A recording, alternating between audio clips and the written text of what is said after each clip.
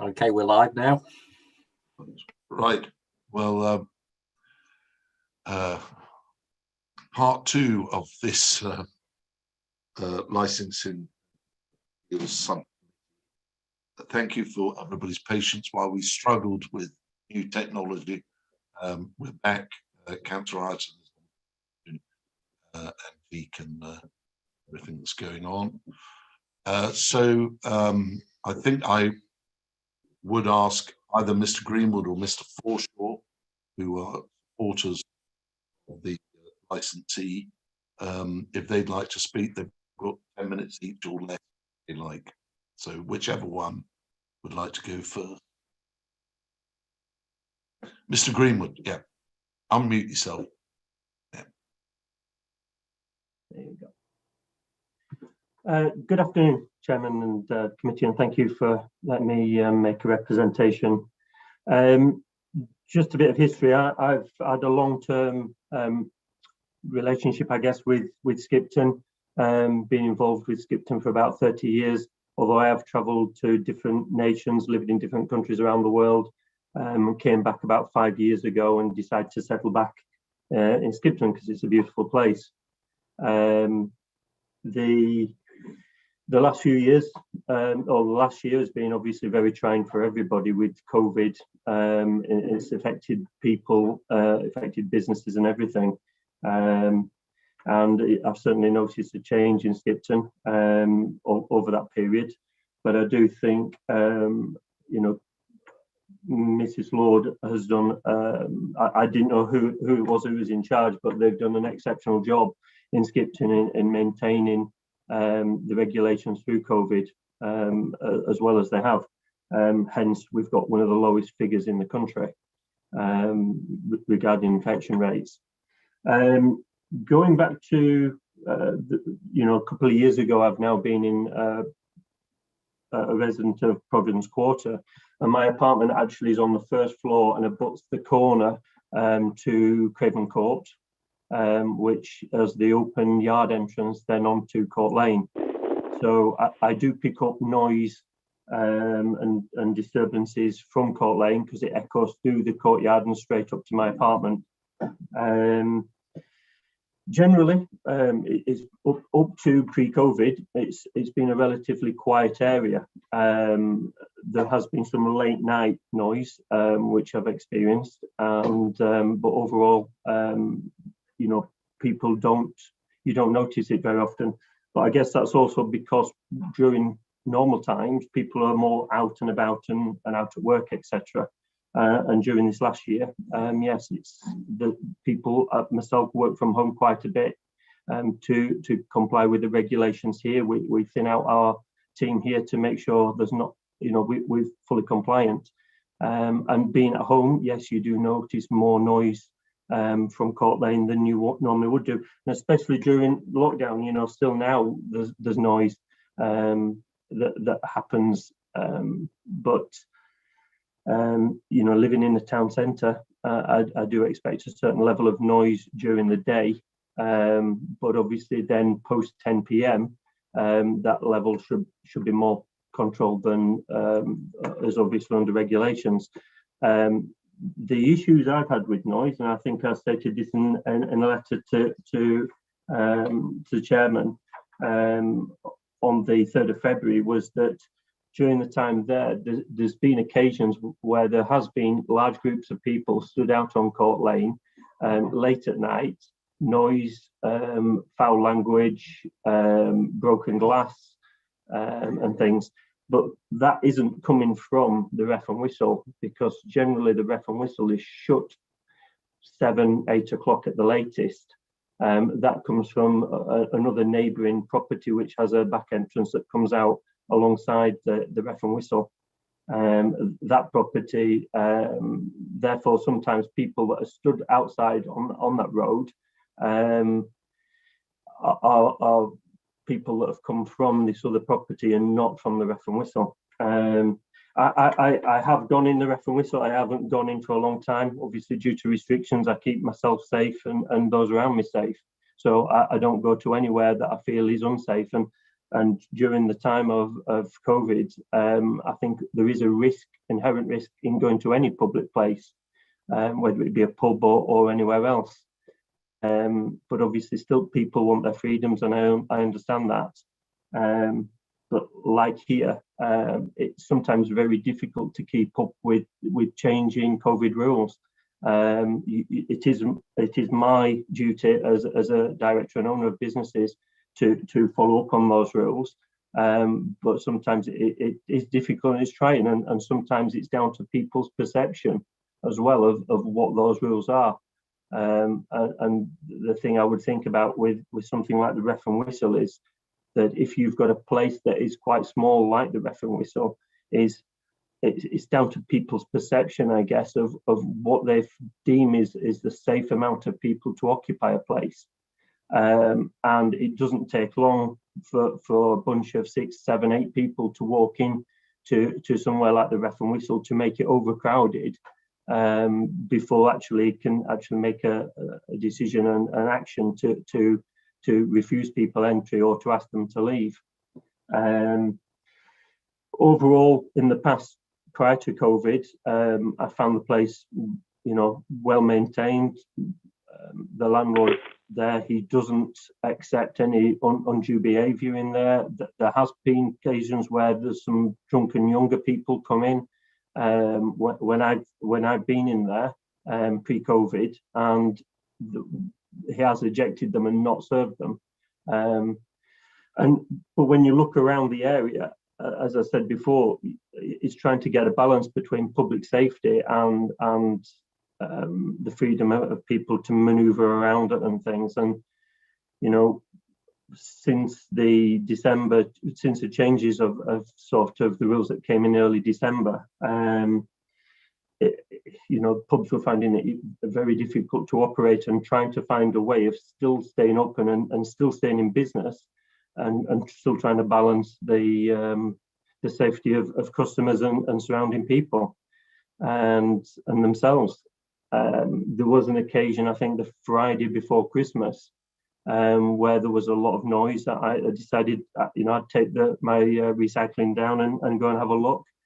And that was actually from the Wetherspoons on the corner. Now I could hear that in my apartment, which is on the opposite side of the building, which I believe multiple police vehicles attended and such, for disturbance out there, even though social distancing should have been in place, etc.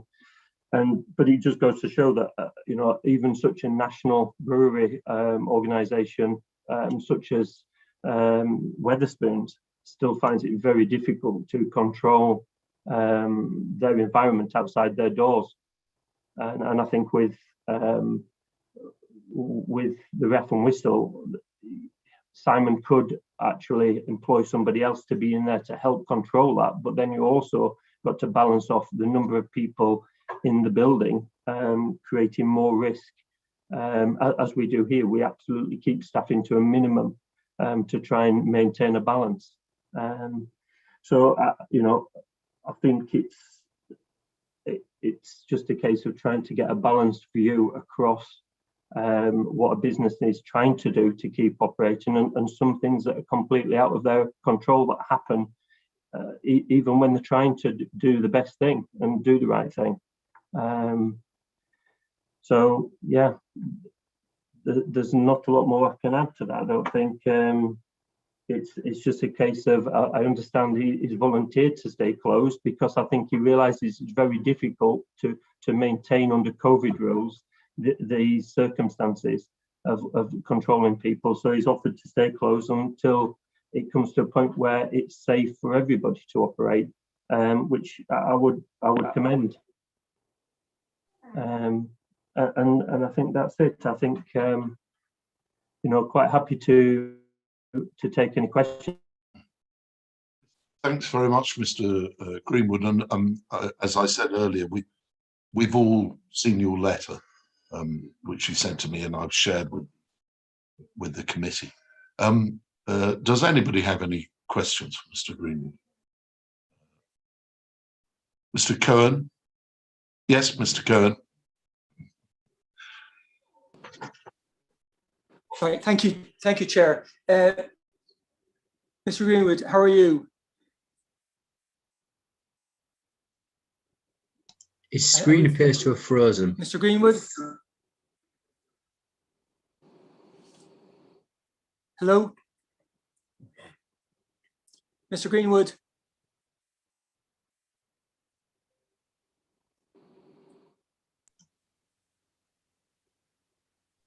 I think he's probably logged off. He'll probably try and log back on, Mr. Kern, I think. It seems to coincide with me coming in, Chairman. There's only room for so many councillors. Finally getting in. Yet. Well, should we? Chair, it's fine. You've read. I thought what we might do, Mr. Kern, is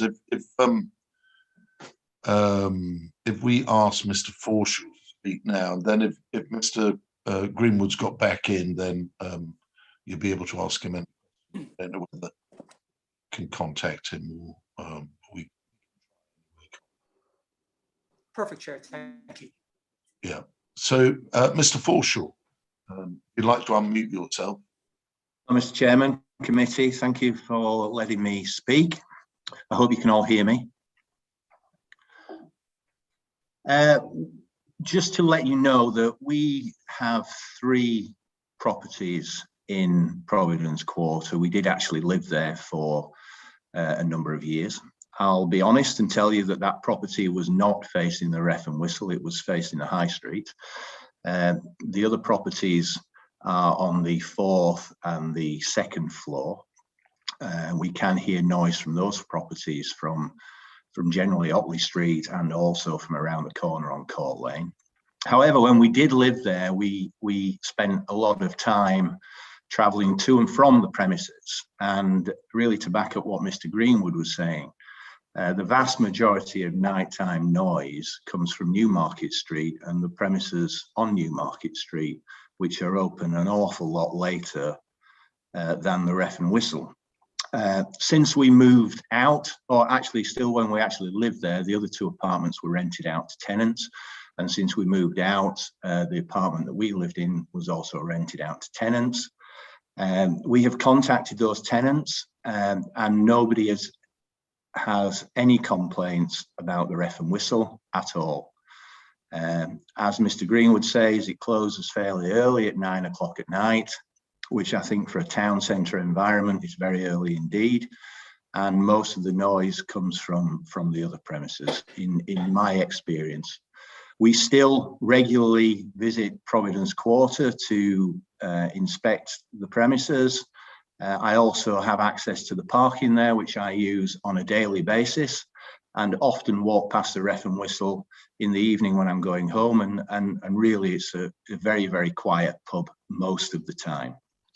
I'll say most of the time, and Mr. Chairman, I'm not party to the pack that was distributed to the committee members, so I haven't seen the photos or the videos. I think that first and foremost, I cannot condone any breaking of COVID restrictions at all. I think it's been very, very hard for the whole of the industry, hospitality business in Skipton. Everybody's worked very, very hard to try and achieve those COVID regulations and stick to them at a lot of cost. I think it's very, very difficult for a small establishment like the Ref and Whistle to employ the additional people that's required to really adhere to COVID restrictions. And I understand that from the Ref and Whistle's point of view. The one thing I would say is that I think that based on what I've seen, that some of the incidences are maybe isolated and not the norm. And I think that most licensed premises do have isolated incidents from time to time. Again, it is a town centre environment, a busy town centre at the weekends. And one thing that I would say, listening to a lot of the dates that have been mentioned during this meeting, is that during that time, Skipton was in a lower tier than much of the surrounding areas. And what we saw, and I think that I would be backed up by many people who live in Skipton, was people from out of town who were arriving on trains, who had been drinking probably heavily before they even got into Skipton, who were not regulars at our bars, and restaurants, who were there to get a drink and to drink as much as they possibly could in a very limited time period, didn't really care for our town or our environment or our licensees or our businesses, and were blatantly out of order. And I think that view is backed up by a lot of people. And listening to some of the dates, especially around December, that was certainly the case. And I would like to hazard that some of these people causing the problems at the Ref and Whistle were not from Skipton, were not regulars from Skipton. Simon was on his own, difficult to deal with, and I think they're isolated incidences. I don't really have an awful lot more to add, except to say it has been a tough year, and I think that right now we need to support somebody like Simon and his business. It's not just a case of closing the business, of course. It will be a case of, you know, paying back all the money he's had to borrow to open the business in the first place. And I do think these are isolated incidents, and I think it's a town centre, and I think people who live in town centres need to be aware that there will be noise. And that's really all I have to say. Thank you. Thank you very much, Mr. Forshaw. I see Mr. Greenwood's back. It's good to know it's not just councillors who suffer from Zoom fatigue or whatever it is. Now, just before you disappeared, Mr. Greenwood, Mr. Cohen was going to ask you a question. So we'll go back to that if Mr. Forshaw doesn't. We'll just deal with Mr. Greenwood. So, Mr. Cohen. Thank you, Chair. Just, I suppose, really just one query or question, if I may, Chair, to Mr. Greenwood. Mr. Greenwood, a number of residents in Providence Quarter have, to be fair, made representations in support of the application for review. One in particular from Mr. Carruthers, excuse me, I think he's chairman of the Residents Association there. He professes to make his representation on behalf of those who reside in Providence Quarter who have not made a representation. I suspect it's fair to say that is not correct because he has not made a representation on your behalf. He hasn't, no. I've not been asked from anybody within the building about my views on the Ref and Whistle. Super. Thank you very much, Mr. Greenwood. Thank you, Chair. And I would add, Mr. Cohen, that would be the same for us and for our tenants. We have not heard anything from within Providence Quarter about the Ref and Whistle. Nothing. Thank you. Do any councillors have any questions for Mr. Greenwood?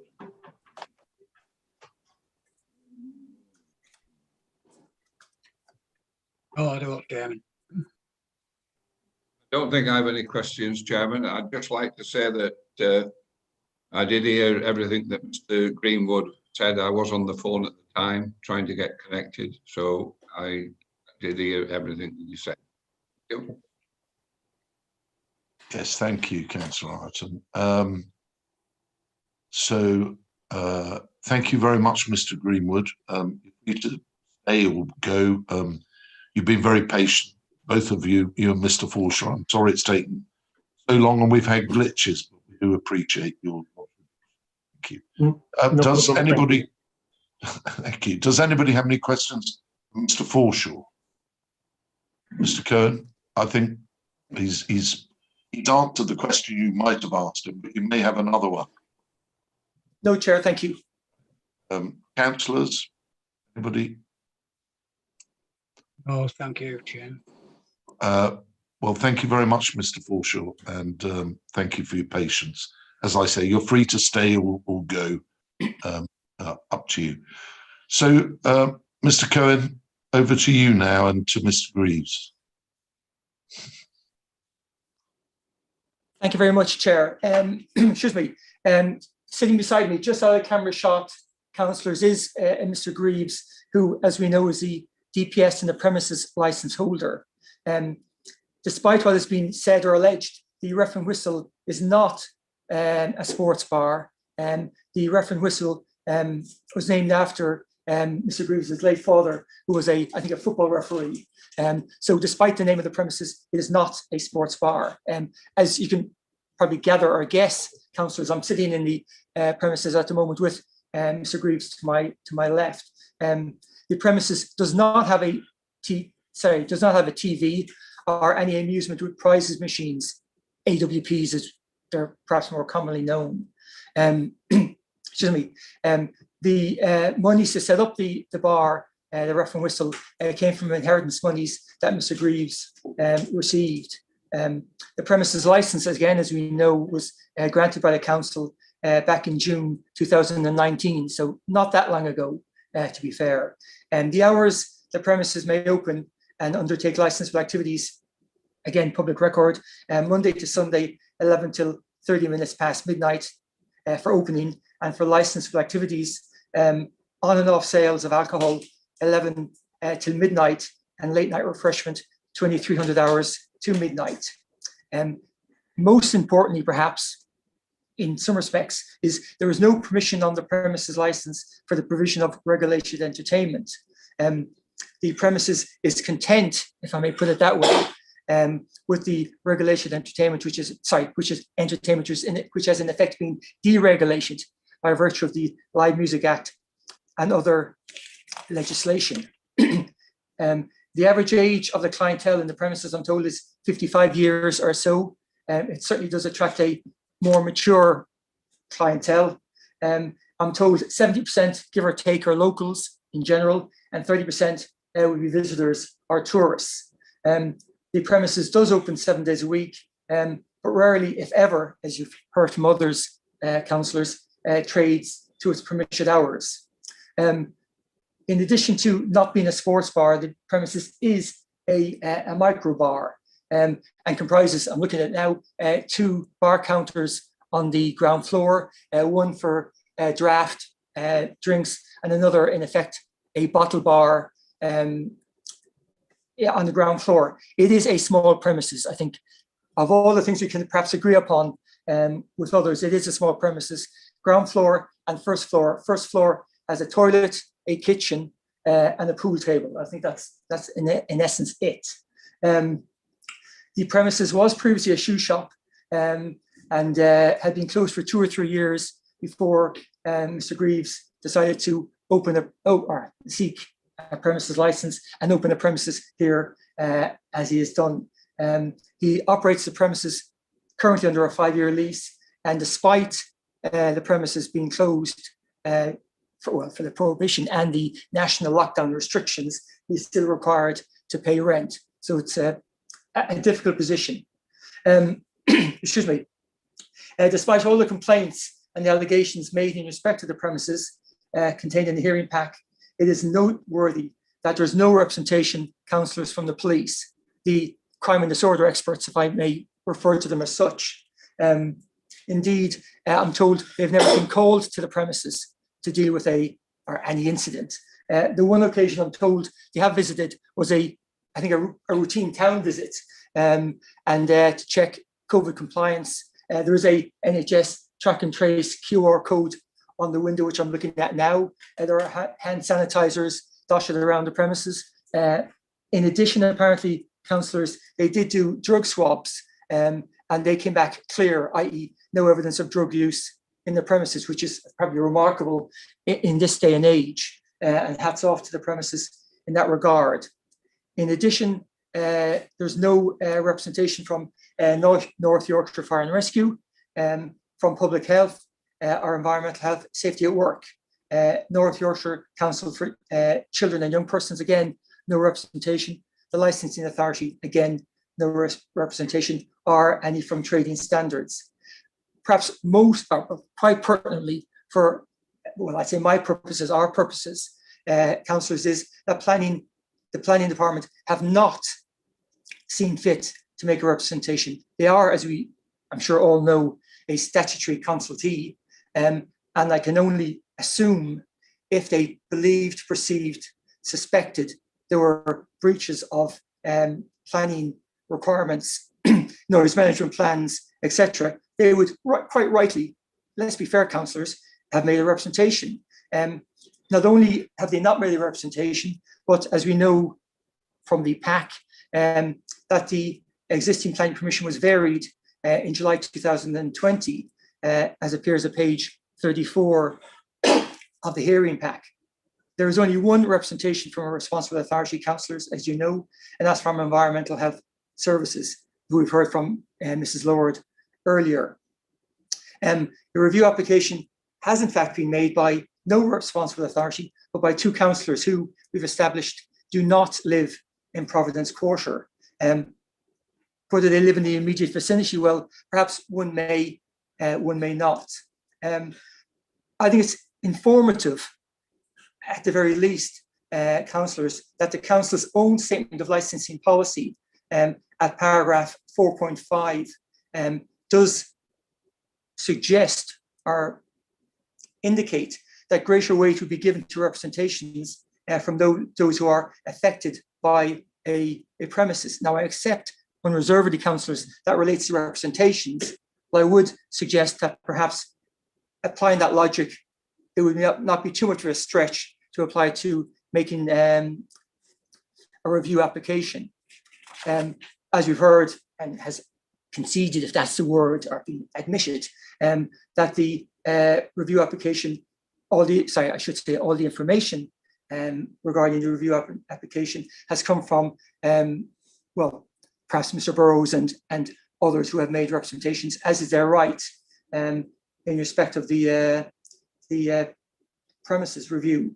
There are 11 representations in support of the review application. And if I've done my sums correctly, there's Mr. Burrow, a director of Providence Quarter, and Mr. Carruthers, the chairman of Providence Quarter, and then I understand 8 residents of Providence Quarter and a councillor, Soloway, from Skipton South. In fact, I understand a different ward to the ward in which Providence Quarter and the Ref and Whistle is located, which I think is the North Ward.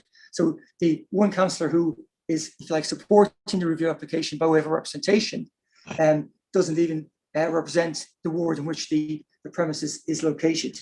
Sorry to interrupt you, Mr. Cohen. It's in his county council ward. He's a county council. Chair, my apologies, but I think it's correct that he doesn't represent the constituency or ward in which this premises and the apartments are located. He is South Ward, I understand. Yeah, his district council ward is different. His county council ward covers this part of my apologies. Anyway, it's I apologies. I didn't intend to mislead anyone. Sorry. Oh no, nothing. You're not expected, as we face the chaos of local government reorganisation. We can't possibly expect you to understand how it works, because we're all struggling as well. So don't worry. You're very kind, Chair. Thank you. I suppose perhaps hopefully more relevance and more accuracy, Chair, is the fact that Mr. Carruthers, in his representation at Appendix V, pages 138 and 139, well, I've alluded to it earlier, tells us that there are 39 apartments in Providence Quarter, and asserts that his representation is in support of such reps from those residents who have made a representation, and most importantly, also made on those who have not made, on the behalf of those who have not made a representation. Well, councillors, we've heard from Mr. Greenwood, who resides in Providence Quarter, who has confirmed that Mr. Carruthers, he hasn't been contacted about the review application by the residents or any other resident in the apartments, and that Mr. Forshaw, who owns 3 apartments in Providence Quarter, also has not been contacted by the Providence Quarter Residents Association, or indeed any other occupants of Providence Quarter. So the point I'm simply seeking to make is Mr. Carruthers nor Mr. Burrow, nor they do not speak on behalf of the entirety of Providence Quarter. In fact, they speak at best or worst on behalf of, I think it's, did I say 8 residents, obviously on their own behalf as well. So they do not speak for a large number of residents of Providence Quarter. As you've heard from Mr. Greenwood, who has made a representation at page 159. He is supportive of the premises. And Mr. Forshaw, as I say, owns 3 apartments, and he has not received any complaints from his tenants in respect of the rough and whistle. In addition to other supportive representations, councillors, if I may call them that, there's a representation from the gentleman, I think another Mr. Greenwood, who operates Casa Pequeña, a tapas bar to the left of the rough and whistle as you look at it with your back to Providence Quarter. He has put forward a positive representation at page 153, 154. He operates, as say, a business beside the rough and whistle, and one can only assume if he felt his business was being adversely affected by activities taking place at the rough and whistle, he would make his views known, and rightly so, because not only would it affect his perhaps enjoyment of his apartment if he lived here, but it clearly would be prejudicial to his income. But notwithstanding that, he has put forward a positive representation, which obviously we're very pleased about. And really, Chair, if this is sorry, Chair. Sorry, don't. Sorry. I was just looking at my papers. Don't worry. No. I'm with you. I just. No, thank you. On the basis that we'll get a closing, an opportunity for closing. I'll finish there. I think I will get a closing. We've established Mr. Strickland or Mr. Chadwick. Yeah, Chair, just to clarify, my understanding is that once you've finished your representations, Mr. Cohen, I think the Chair will confirm this, that we will then allow 5 minutes to either party to conclude in terms of final submissions, and the applicants will go first, and that you will go off the end, Mr. Cohen. That's my understanding, Chair. Thank you. But don't feel that there are no real constraints, Mr. We'll not cut you short. We're as fair as fair. You're very absolutely. No, I'm not being flippant. You're very polite. Just, I suppose so of all the allegations and complaints made in respect to the premises, one responsible authority has made a representation. One that we would suggest to many, but we are where we are. In respect of the probably the one might think the biggest issue, the issue in relation to COVID. The rules were changing. It was very difficult to comply with the rules. When Mrs. Lord and I think Mr. Chadwick visited in December, Mr. Greaves was working here by himself. And yes, there were a number of patrons in the premises, but Mrs. Lord, to her credit, has admitted or conceded, whatever phrase one wants to use, that the patrons were sitting down. We may have to agree or disagree as to the substance or substantial size of the meals on offer, but it is fair to say, and I think beyond dispute, that Mr. Greaves did offer to close the premises before the prohibition notice was served, and I think that's to his credit. He accepted the rules were incredibly difficult to manage, particularly if you're working here by yourself, and economics also, let's be frank, play a factor, and it is closed. But as I said, for what it's worth, councillors, he still is required to pay rent to his landlord who wants his money, and that's his legal entitlement. That said, Chair, I or Mr. Greaves will happily take questions, of course, from you and your fellow councillors. Thank you. Thank you, Mr. Cohen. I'm sure my fellow councillors will have some questions. Tim, do you have some questions? Chair, there was one just from the very start of the opening statement, just for clarity. The statement, the no gaming machines present, has the one that was present now being turned off or removed? It's always been said, it's just for my enjoyment. There's a machine upstairs. Oh, sir. Oh, my. Which Tim knows about. It's only turned on when there's nobody in. And he knows about it. My apologies. I obviously didn't. Well, I can assure you, councillors, I didn't see it. The pull lids are the pull lids in front of it. So yeah, you want to say that. Next to it, there's a gaming machine, which is only turned on when I'm in by myself, but I did tell Tim when everything's back to normal, I will be applying for the relevant license for it. Well, clearly the premises, sorry, Mr. Chadwick, in answer to your question, I do apologise. I didn't see it in the premises. Don't worry, Mr. Cohen. Nothing No, turns up. just for clarity, is just for my point, really, for that. And I guess, members, for me, it's just really what is Mr. Greaves' view on the occasions where does he think there's ever been any nuisance intentionally or unintentionally, and how he's tried to address any times where maybe something's happened just out of his immediate control, as these things sometimes happen. Well, well, sorry, if I can assist initially, and not trying to stifle conversation or debate. The simple position is, from my reading of the papers,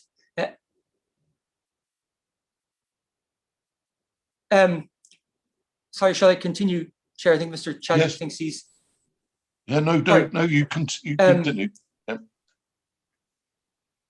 Sorry, well, the simple position is, Chair, the amount of entertainment, be it licensed or not, that the premises has provided is extremely modest. But and I say it has not been a source of nuisance. But of course, you might say, Chair, well, you would say that, wouldn't you, Mr. Cohen? But if you like, proof of the pudding is that environmental health in respect of noise nuisance and the like have not made a representation. And I would fully expect, as I'm sure we all would, had the premises been a source of noise nuisance, for them to make a representation, and rightly so.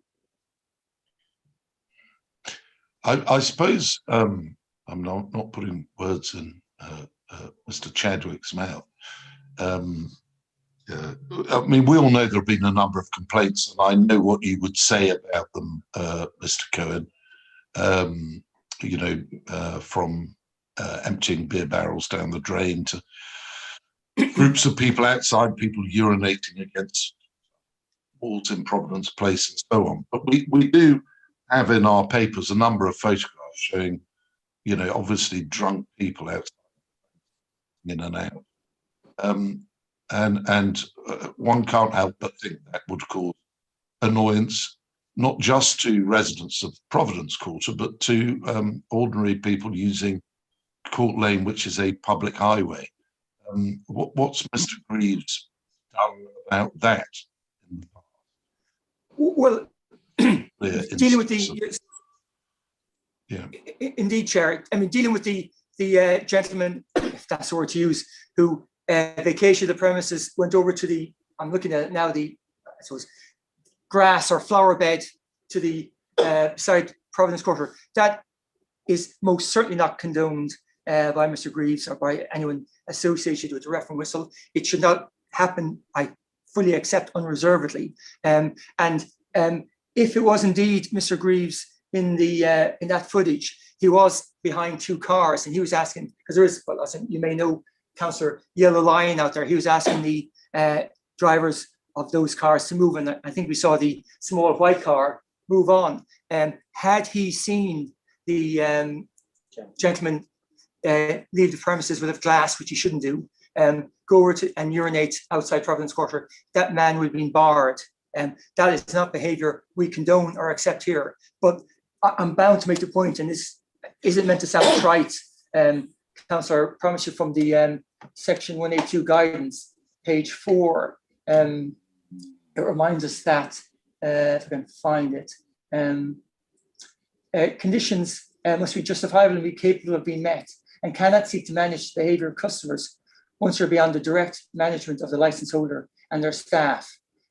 So while we're not trying to wash our hands per se of that incident, that gentleman, if gentleman be the word, has to be responsible for his own actions. There is a toilet here. He most certainly should have used that and not urinated outside Providence Quarter. Most certainly not.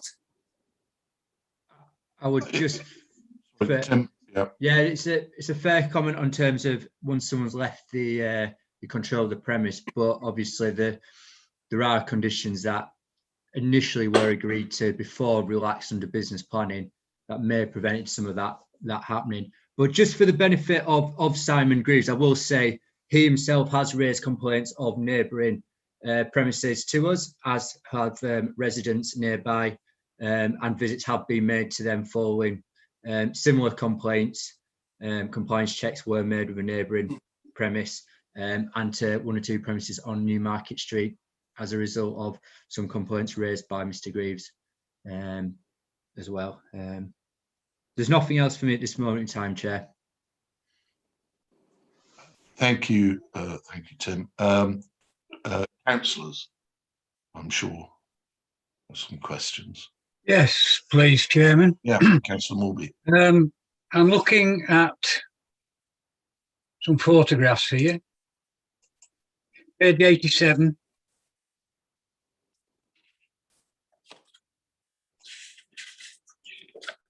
Well, page 88. I take it this is the Ref and Whistle, and we are under COVID restrictions at this time. Is there any explanation as to why these 3 gentlemen, and I've been informed one is the landlord, are breaking COVID rules? Any explanation whatsoever, please? Well, the 2 gentlemen, as one looks at the picture, Councillor, the 2 gentlemen to the left are, I'm told, brothers. And I think the gentleman to the right is Mr. Well, sorry, we think, obviously they're blacked out our copies, Councillor, but the gentleman in the black boss t-shirt and the person to his left, we think are the brothers. And the gentleman to the right is Mr. Greaves, we think. But in answer to your straight question, insofar as that constituted a breach of COVID regulations, it shouldn't have happened. Thank you.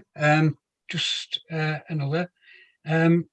Of course, there's other things coming to light with regard licensing enforcement, and one of them really does strike a chord, which is CCTV coverage, which was one of the conditions that the license was granted. And it appears that on many occasions it hasn't been working, and the people can't have, the relevant authorities can't have the CCTV footage within the 48 hours. Is there any explanation for that?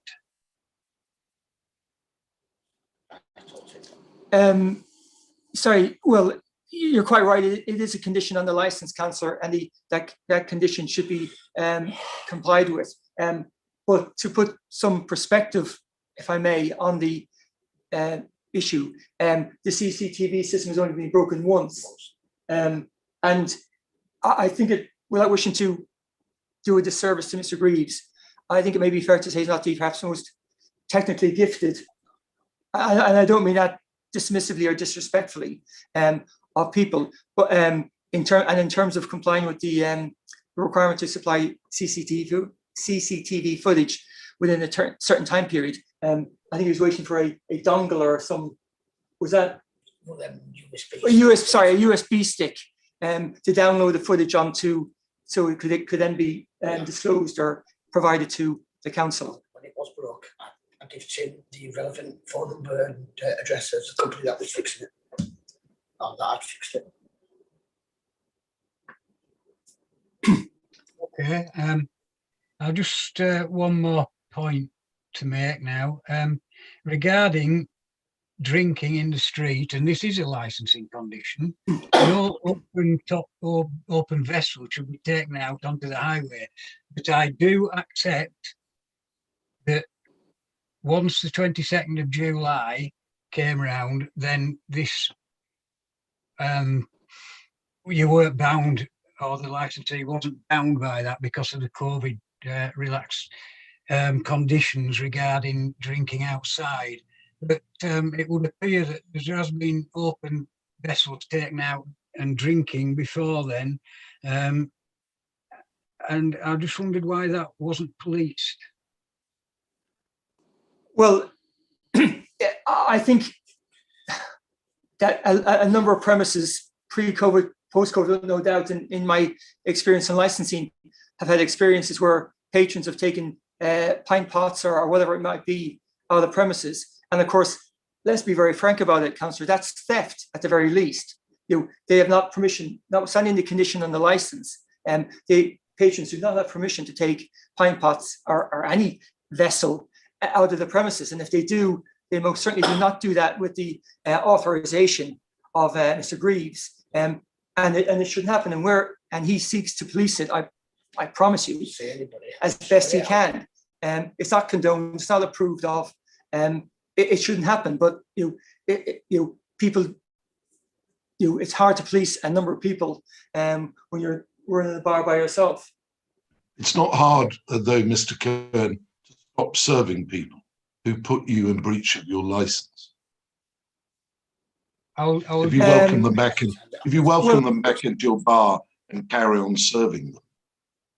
If I can just make another point and just expand on this a little bit. We have seen footage of people out in the street singing with a glass in the hand, I think it was, and it also creates a danger for the public. It makes the public feel uneasy, and it also, because it is a highway, it brings highway safety into concern. It really does. I don't really need an answer for that, because you said that they shouldn't take glasses out, but I just thought I would point that out.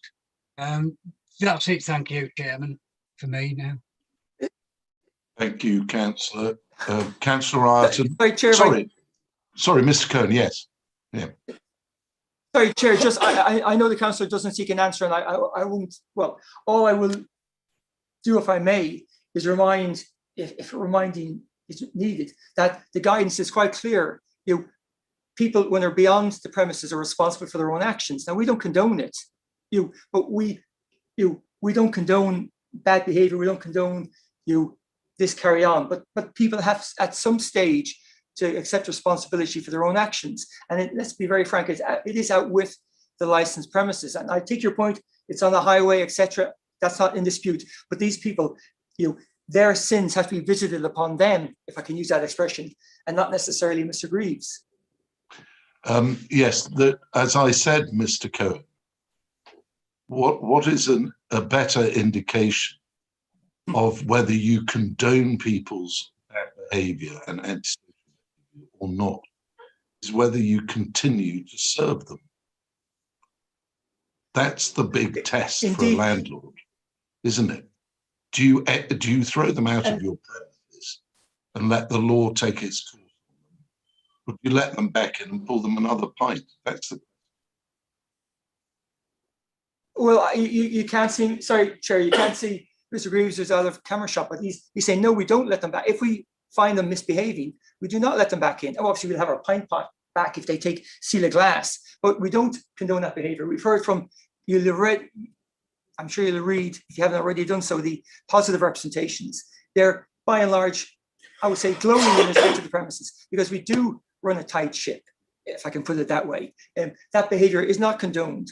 The fact it happens doesn't mean it's condoned, but if we find someone misbehaving in the broadest sense, they are not served any further and possibly barred indefinitely. So the mere, I won't say the mere fact, but the fact that regrettable issues occur should not be confused with the premises condoning it. And when we see it, they are not served any further, and they may well be barred, temporarily or indefinitely, as depending on the wrong committed by them, if I can put it that and way. That will all be recorded in Mr. Greaves' incident book, which he's obliged to keep as a term of his license. Correct. Could I come back in again? We've said that taking glasses out, and I stand corrected if COVID rules are different, but I look on page 110, all those people outside with glasses and stood in the highway.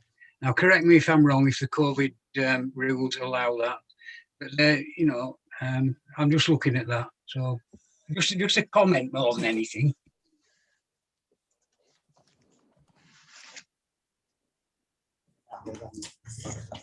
Well, sorry, I'm looking at the picture now, Councillor. My understanding there is that there at most is one gentleman with a glass, one person too many.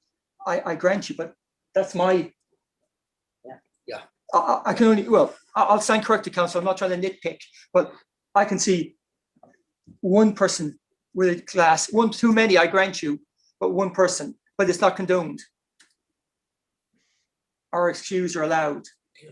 Chair, if I may, I appreciate that the photograph is small in the document and it'd be trying to see. I've seen an enlarged version of it, and while I'm not getting into a debate due to the rules that are in place and open vessels, etc., there is significantly more than one.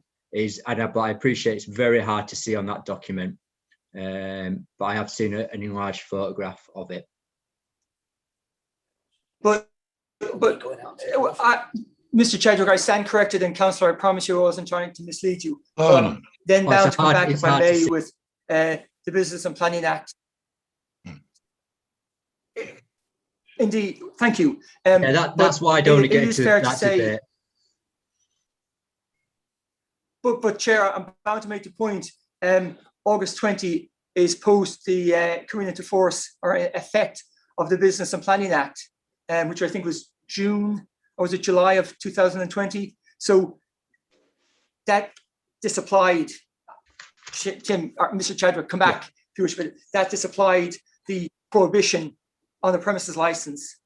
Correct. That I think we're discussing. I accept that. It was the 22nd of July when that was. Yes, well, Thank you. I don't want to get into the debate on the number of vessels there because of the business and planning side. I'll just say, Chair, the one thing where I might slightly differ in view is I agree that once people have left the direct control of a premise, they're correct that there is personal responsibility on that person outside. But I'm fairly convinced that where there's repeat links to a premise outside the control, it can link back to the premise and fall under their responsibility. Yeah, well, I think I've made the point anyway. Okay, that's fine. Tim, on that point, would that be if people were leaving the premises, we'll say, and going down to the pub in Newmarket Street or up to the Albion, up in further up, where you can't control where people have left your premises? Correct.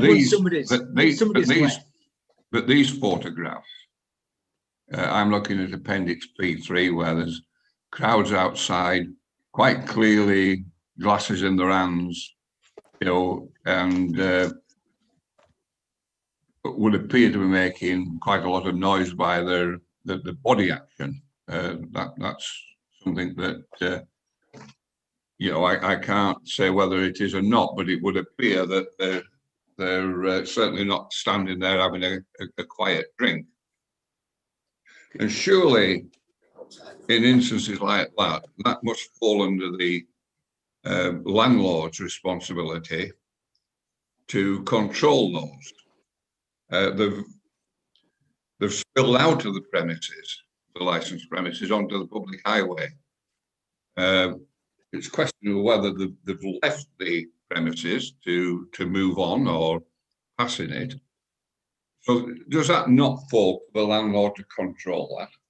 My interpretation would be there'd still be in some form of control by the licensee. Of course, if someone's going down the street to go to the dog and they're going down the road, obviously, Mr. Gree's responsibility wouldn't be to control that crowd. He might be expected to put a notice on his sign asking patrons to leave quietly. But of course, once they're going down the road, personal responsibility. While you attribute there's still in some form of direct control of the licensee, there'd be some expectation for some control. But as Councillor Mize alludes to, that can be done internally once they're coming back in. Yeah, I mean to say that's my. Yeah, I mean, the photographs of say on the one I'm looking at here, it would appear that they've extended the premises onto the public highway. I know down at the Wetherspoons pub, the Devonshire, I think it's called, is it, in Skipton? Yeah. A lot of people sit outside there and no doubt make noise, etc. But they will be on the premises, the licensed premises on. So we're getting into what is a ridiculous part of the Licensing Act, whereby you've got what is regarded as the plan of the premise, which is marked as literally rudimental as a plan, and it varies how good a quality the plan is across the country and the district. And you have an area regarded as the license area. For Simon Greaves at the Ref and Whistle, that is physically just the building of it. Somewhere like, I don't know, let's refer to the Dog and the Gun down the road with a big outdoor beer garden, they'll have that actually included on the plan of the premise. Yeah. And what that means is anything happening there is treated as on sales alcohol, and the conditions attached to the license are applicable. In terms for Mr. Greaves, in theory, once they walk out the front door, it's being treated as an off-site sale of alcohol effectively. So the conditions of the license don't apply in the same way. And this is why the debate of what the direct control of the licensee, once they've left the premise, is much more sort of important for understanding how it works. What you're saying now, after the 22nd of July, I think it was, Mr. Greaves is not responsible for the noise that's coming from those people. They're his customers, his clientele, that are spilling onto the public highway and taking the drinks outside. He's no control over it. My opinion is he'd still been some sort of expectation to control that, but it's a very grey area within the Licensing Act where the responsibility of the license holder ceases. Right. Once they've left the premise. Yes, I just well, Mr. Kern, if I could just make the point, then I'll come to you. Of course, there was a relaxation, as we know, in July because of the pandemic. 22nd. Yeah, but that didn't really relax the responsibility of licensees to the general public. It didn't say people can sit outside your pub on the public highway and get lashed and behave improperly. That's still within the responsibility. It just meant that they could drink outside. Didn't mean they could behave badly outside. Didn't mean they could be drunk and abusive outside. Didn't mean they could be noisy outside. It just meant they could drink outside. That's what. And I'm quite happy with that. I think it's perfectly clear. Cohen. Sorry, I have been struggling, councillors, to find the picture to which I think you say. Could you tell me which page number this picture that we're discussing? I think you said Appendix BB. I say I've paginated my bundle, but I'm struggling to find the picture in question.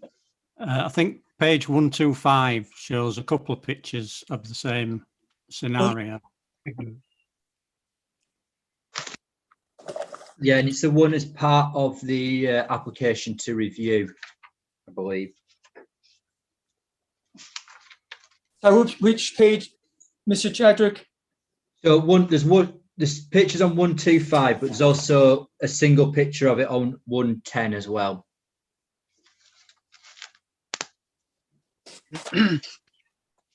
Well, I suppose I'm bound to make the point if it's post. The 15th of August and the 19th of August, 20.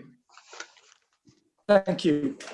Well, I'm bound to make the point that both are post the coming into force. So I think it's Section 11 of the Business and Planning Act 2020. But that said, it is accepted. It is accepted and acknowledged that patrons, if I may call them that, outside the premises do need to be policed and need. I think if I could come in, I recognise that after the 22nd of July, that this had been relaxed. The question that I was posing, although it had been relaxed, was there some responsibility for the landlord? Because quite clearly this is an extension of his premises. So is the landlord still responsible for the behaviour of those people that are drinking on the street? That's the point I am trying to make and get an answer to. Is the landlord responsible? Yes. Although the laws changed on the 22nd of July. Surely some responsibility must go to the landlord. I don't disagree, councillor. There's some responsibility on the landlord, and there's a perhaps even greater responsibility on the individuals concerned.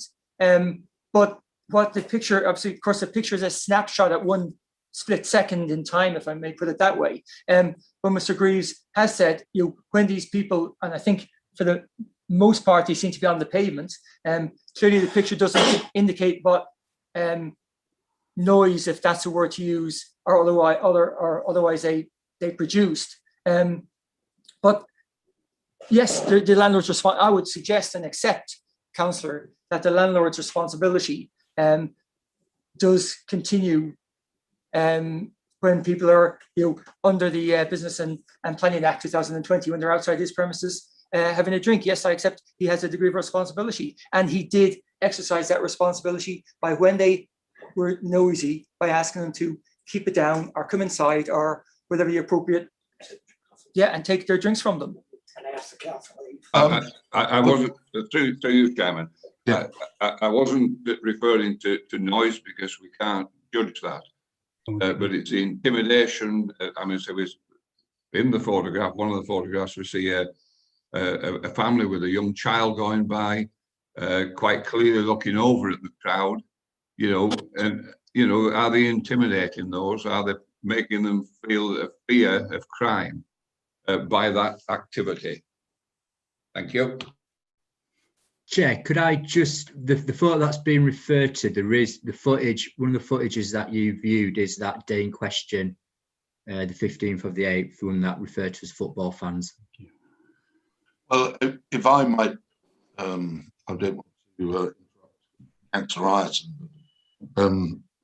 He is more generous in his failure to attribute noise to this photograph. If I look at the first photograph, that page, appendix 3, 15th of August 2020, I'm not interested in the comments below. I'll make my own judgment on the fact that there are some people there who have their arms in the air. I don't think they're doing silent Nazi salutes. And they are mirroring people inside the pub who have their arms in the air. And they're obviously chanting, doing football chants. And that is not a silent occupation. I'd also make the observation, Mr. Cohen, that it isn't just that, is it? Because at this time, the nation was subject to rules concerning the pandemic, which is a great cause of concern for public safety. And those people are not observing any of the regulations. They're not wearing masks, crowded onto a pavement, and that's a public highway. So those people who wish to use the public highway have to walk at some distance in the middle of the road, past those people, because never mind whether they were worried about them being drunk, they weren't wearing masks, they weren't socially distant, and they were impinging on other people using the highway safely. That's the point, isn't it? These are COVID times. It's not just about noise. That photograph shows plain breaches of COVID regulations. Do you agree? May I come back? Yes. No, I don't. Well, sorry. They're outside for a start. I'm told that when they did enter the premises, were required to wear masks. And it's, well, they're outside, whether they're socially distancing or not. Well, let's be very frank, Chair, it would appear they're not. But there is a degree of personal responsibility at the end of the day. And I take your point entirely. We live in COVID times, and certainly did back in the 15th of August. But at the same time, they were spoken to by Mr. Greaves, and I think they didn't stay at the premises that long. They They left us, left a ref and whistle and moved on to another premises at Mr. Greaves's request, our instruction. Yes, and I see. I don't want to be unfair, Mr. Curran, please don't. But again, when you look down at the second bunch of photographs on that same page, 4 days later, again there's a crowd filling the pavement outside the ref and whistle. So did Mr. Grieve ask that lot to move on? Is this just something beyond his control that occasionally happens to shunt them off? Sorry, Chair. Do you see the photographs from the 19th? I do, page 125, Yeah. Chair, I do indeed. Yeah. No. Well, that's 4 days later. It's the same thing. Well, Bunch of people. Chair, to be fair, A lot of them are just outside having a smoke and things like that. well, But I did ask someone to leave. the people, well, I'm bound to make the point, whoever accepted it is or may not be, is on the picture of the 19th of August, or what's said to be the 19th of August.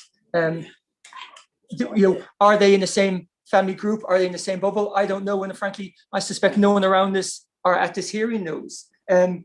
So it may or may not constitute a breach of COVID regulations. I don't know. We can speculate, but frankly, speculation doesn't get us very far. I think blocking a pavement as a group of people would be a breach of COVID regulations, wouldn't it? Well, where are pedestrians supposed to go safely, Mr. Coe? but that's not a COVID regulation there, is it? I accept the pavement shouldn't be blocked. I think that's COVID is neither here nor there in that regard. The pavement should not be blocked. But I think it's more sensitive in COVID, isn't it? It causes disquiet. Anyway. Well, that's speculation, Chair, whether it does or not. It may not. I don't know. I wasn't present, as you perhaps accept or gather. Councillor Ireton, are you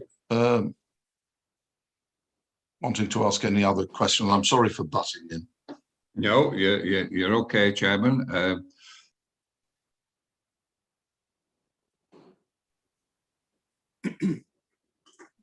Right. Well, Mr. Kerr, Ms. Griggs, I'd like to refer you to just a couple of photographs.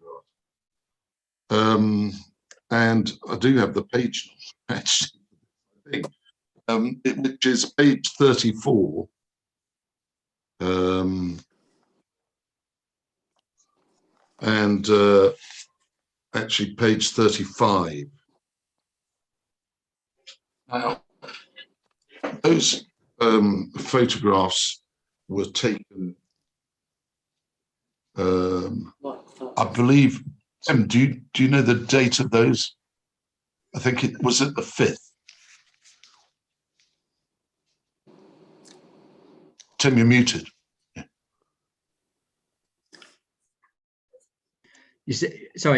You refer to page 34, 35. Is that correct? Is it page?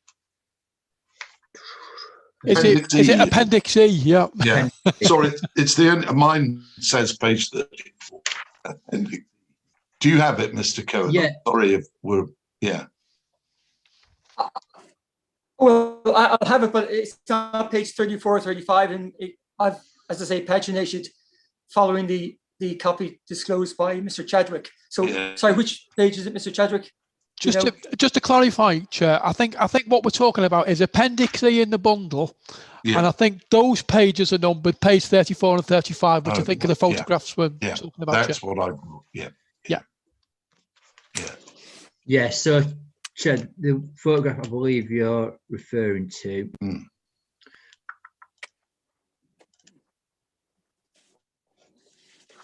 Is it showing my screen now? That's it, yeah. So everyone can see that. And that was the 5th of December. 5th of December, Mr. Cohen. Mr. Greaves is the man in the doorway, standing up, not wearing a mask. See the pubs, the bar's fairly full, and there's somebody standing at the bar. That doesn't look like me. And if you look on page 35, the photographs from the same date, they show Mr. Greaves standing up, talking to customers, not wearing a mask. And they show people standing up in the doorway of the pub. Okay, got those? Well, I've got Mr. Greaves, sorry, as I said earlier, Chair, beside me, and he's struggling to identify himself. Are you suggesting he's a gentleman in the light blue t-shirt, Adidas or something? Yeah, that's him, isn't it? Well, I've got Mr. Greaves beside me. Thank you. That's him, isn't it? Thank you. Sorry, yes, Chair, yes, thank you. Sorry, Mr. Greaves is confirmed. Yeah, that's It is him him. talking to a bunch of people standing up. He's not wearing a mask. They're not wearing masks. There's a man propping the bar up. That's when we're in tier 2 with the regulations that came into force on the 2nd. I'd like Mr. Greaves to explain in what way he was in any way attempting to operate a COVID safe premises.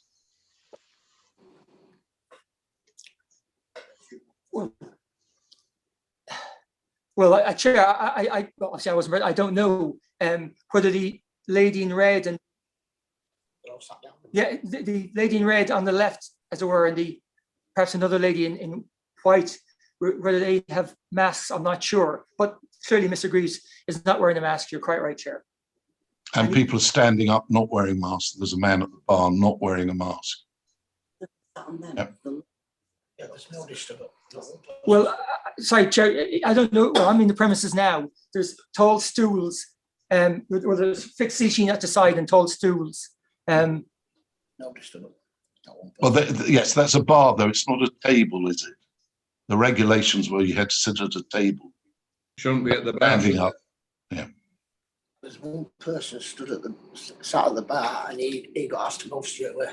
Well, Chair, I don't know if you heard that. I'm told there's one person, I think, with the coat with the hood. Yeah, see that. And I'm told he was asked to move, to sit down or leave. And what about the other people standing up who were in that photograph?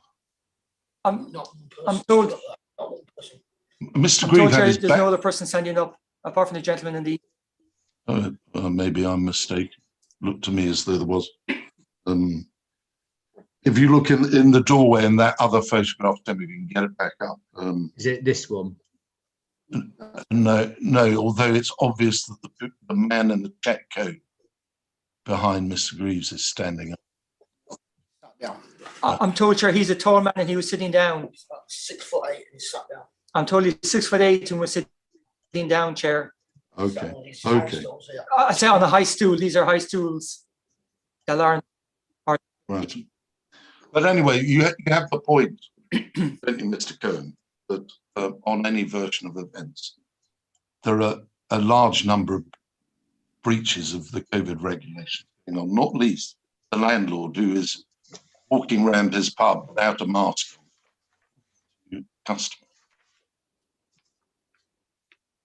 Well, Now I don't dispute even if I perception take your, and wouldn't. Mr. Cohen, if I take your point and we take it at its highest, that Mr. Greaves, after this photograph was taken, asked the person at the bar to leave. And all your points about how other people should be responsible for their actions. Why is Mr. Greaves not wearing a mask? Why is he standing up, walking around his bar, talking to people? Yeah, well, he's here beside me, Chair, and he accepts he should have been wearing a mask. Correct. Yeah, you should. Even Right. Well, thank you for that. He should have been wearing a mask, Chair. should have been. That's Chairman, could yes, I Cass. could I have it clarified on the 6'8" gentleman that sat at the bar? Were the rules that you shouldn't actually be at the bar?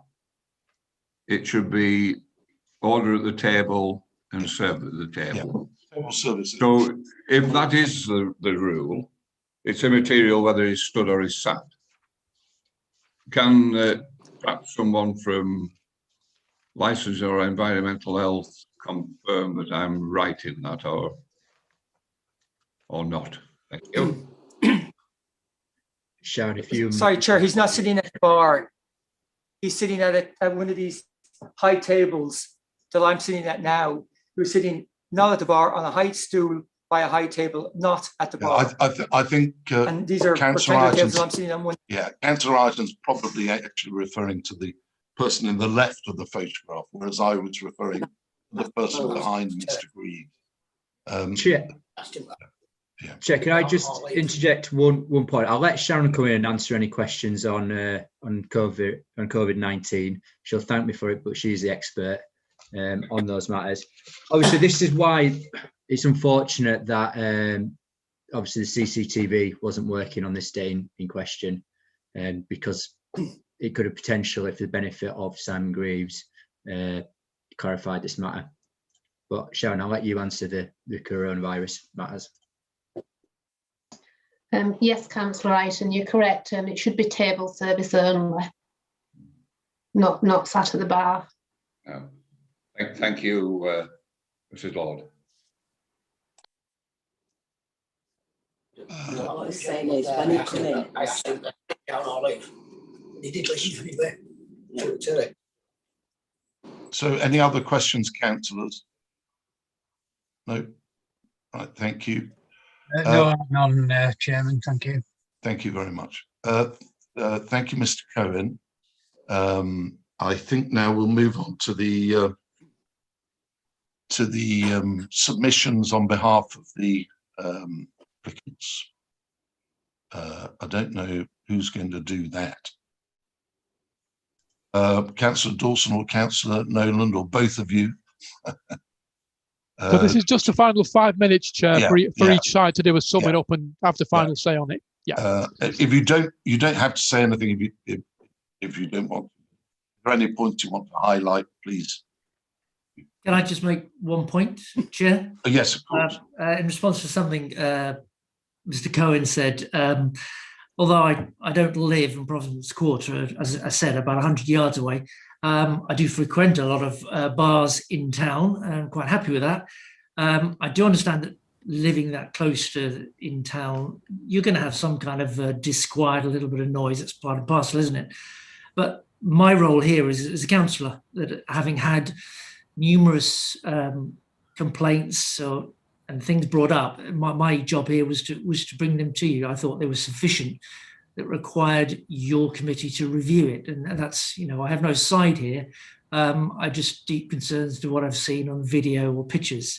So in response to Mr. Cohen's comment, yeah, I don't live adjacent to the bar, and neither does Mr. Councillor Dawson. The point is that complaints were brought up to us, as actually somebody rang me in the interim to complain about manhole covers on Gargrave Road. My job as a councillor is to respond to ward residents' complaints, and they clearly have a great deal that they're unhappy with. And myself as a councillor, my principle here is the COVID regulations and keeping people safe, and the efforts people in the town have made, particularly other businesses, to abide to those COVID regulations so that we can get out of these regulations as soon as possible. So my role is just to speak up for the residents, and if myself and Councillor Dawson had not called for the review, we wouldn't be sat here. But that's our kind of our public role. Councillor Dawson, do you want to? And I, as I said at the outset, I think the committee is grateful for doing your public duty. It's important that it's very much.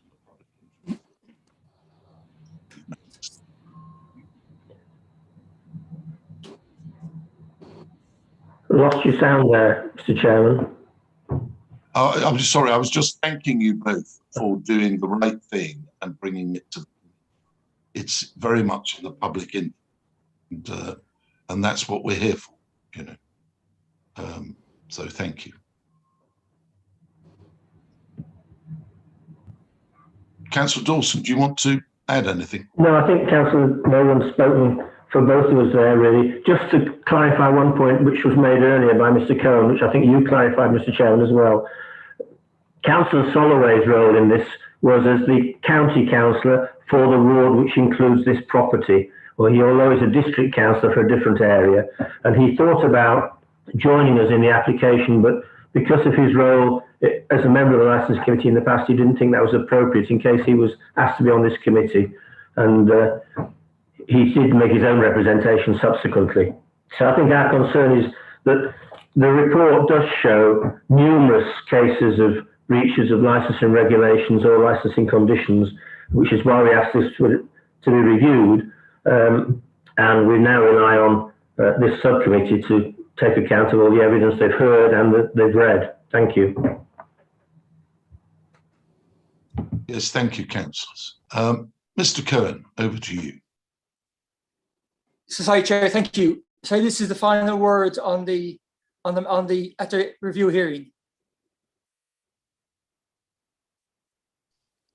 Oh, yes. Yes. Yeah. Struggling to unmute. Thank you. Yes. Sorry. Thank you. Thank you. I'll promise I'll endeavour to be brief. I'm bound to make the point, perhaps again, that despite all the allegations, all the complaints, all the issues raised in a large bundle of papers in relation to this licensing hearing, the crime and disorder experts have not made a representation. The police, environmental health in terms of noise, nuisance, have not made a representation. While I applaud Councillors Noland and Dawson for their in doing their civic duty, the police and environmental health in terms of noise nuisance also have a responsibility. They did not see fit to bring a review, nor did they even see fit to make a representation. That's how taxed they were by the complaints. Now, let's be very fair about this, councillors. I would expect if I lived in Providence Quarter and I was subjected to half what has been alleged by I think a third of the residents of Providence Quarter, I would be on the phone night, noon and morning to the police, environmental health to say, this frankly isn't good enough. You must do something. And I don't know, well, certainly I think it's fair to say Mr. Burrow was a prolific correspondent in relation to the ref and whistle. But the police haven't even made a representation, much less bring the review, haven't made a representation. Environmental health haven't made a representation. The question must be asked, councillors, why is that? Because I'm sure they're keen to discharge their public duty and obligation as and when it's appropriate to do so. We've heard that the certain residents of Providence Quarter were speaking on behalf of all the residents. We now have established they're speaking on behalf of 8 or 10. 8 or 10 too many, I accept, but the vast majority of people in Providence Quarter, residents of Providence Quarter, are not clearly bothered, upset. Their quality of life isn't infringed or prejudiced by being across the road from the ref and whistle. We have a representation from a business right next door, Casa Pequeña, who are open, I'm sure, even longer hours than the ref and whistle. They have not seen fit to make a representation.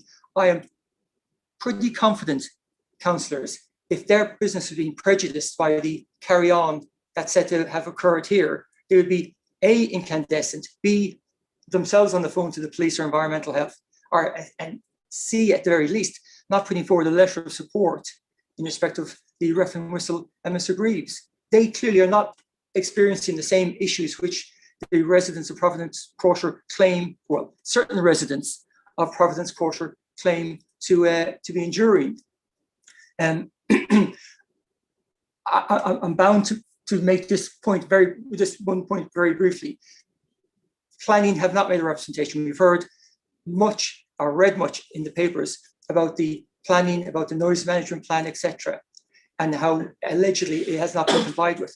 We dispute non-compliance with the noise management plan, but more importantly, you might say, well, Mr. Cohen, you would say that, wouldn't you? But planning are not here before us by way of bringing the review or by way of making the representation to say planning permission has not been complied with. I fully accept they're different regimes and it should be disregarded for today's purposes. This is a licensing hearing to ascertain have the 4 licensing objectives been promoted, or do any steps need to be taken to promote them? But planning are not here. The allegations in relation to alleged non-breach of planning, noise management plan, etc., should be, with respect, disregarded. If planning have an issue with the referendum whistle, they're big boys. I'm sure they can make their own representation or correspond with Mr. Greaves in that regard. It's frankly not accepted. I won't say disputed.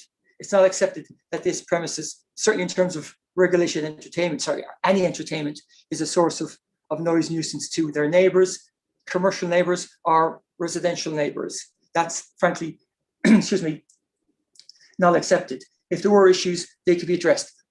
Let's cut to the chase, as it were. The certain pictures look prejudicial. Don't put the ref and whistle in a good light. That's hard to dispute. Mr. Greaves was, believe it or not, councillors seeking to do his best. Mrs. Lord, fairly to her credit, does accept that I think during the initial visit, COVID-19 requirements were being complied with. Well, actually, in December, it's claimed they were not. Prior to the prohibition notice being issued, Mr. Greaves did contact, I think it was Mr. Chadwick, I think we've established, to say he would be closing. Notwithstanding that, the prohibition notice was served, and that's fine. That Mr. Greaves has not sought to, I've never seen it, but Mr. Greaves has not sought to challenge it in any way. In fact, there's no point, we're in national lockdown anyway. The certain video footage that has been shown, all we can do, Chair, is where the gentleman was left the premises to urinate across the road outside Providence Quarter, shouldn't have happened, not condoned, not excused. And had Mr. Greaves seen that gentleman, he would have been well, his pint pot would have been taken from him, and B, asked to take his custom elsewhere. Have there been issues at the ref and whistle? Well, not sufficient, let's be honest, councillors, to engage the police, environmental health, noise, or any other responsible authority. But and I accept certain pictures look damning, for the want of a better word. Thank you. But the premises is now closed. The premises will not reopen until perhaps Mrs. Lord or one of our colleagues visits in due course to say you are now COVID compliant, because of course the rather obvious point to be made is who knows what rules will be enforced in May, June. Well, I think it's in the June 21st, I think, when national lockdown is set to end. But whatever rules are applicable, Mr. Greaves will either comply with them or have to comply with them, or won't open until full national lockdown is lifted, which, as I say, I think is the 21st of June from recollection, if there's no delays in that timetable. I'm not sure there's a great deal more I can say, councillors, but please do weigh heavily in your deliberations that only one responsible authority has seen fit to make a representation, and there are numerous positive representations in support of the ref and whistle. Thank you, councillor. Sorry, Chair. Thank you for your patience. No, thank you, thank you, Mr. Kerr, for your eloquent submission on behalf of Mr. Greaves, and thank you to all who have helped the subcommittee this morning. Difficult media for holding meetings, but I think we've managed to get through it, and I hope everybody's had the opportunity to say what they want to say. We will now deliberate, and you will be notified in due course. You can rest assured that it will not be made planning matters, Mr. Cohen. I wouldn't touch planning matters with a barge pole. It will be made strictly in accordance with the licensing objectives, and that is the end of the day. As my fellow councillors, Councillor Dawson, Councillor Nolan, are acting much good by bringing these matters to the committee. We must act in the public good course of our deliberations. Personal considerations have nothing to do with it. So we will deliberate now, Alex. Yeah, Chair, just to confirm, just while we're in the public session, the basis of the legal advice will be to consider the matter in light of the representations received, in light of the report that's been presented, on account of the licensing objectives only. That will be the gist of the legal advice. Thank you, Chair. Right, so thank you, everybody. So the councillors and Alex will remain, I think. And Guy, you can stop the public